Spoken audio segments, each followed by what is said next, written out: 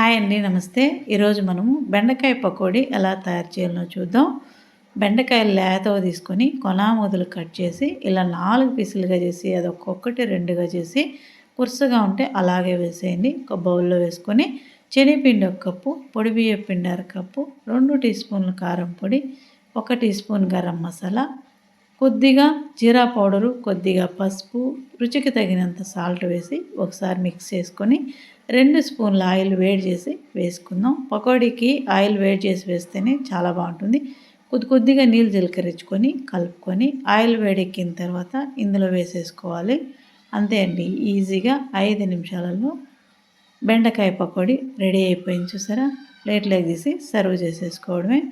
Taste అయితే చాలా బాగుందండి. వీడియో నచ్చిందంటే లైక్ చేయండి, సబ్స్క్రైబ్ చేసుకోండి, మర్చిపోవద్దండి. Thank you.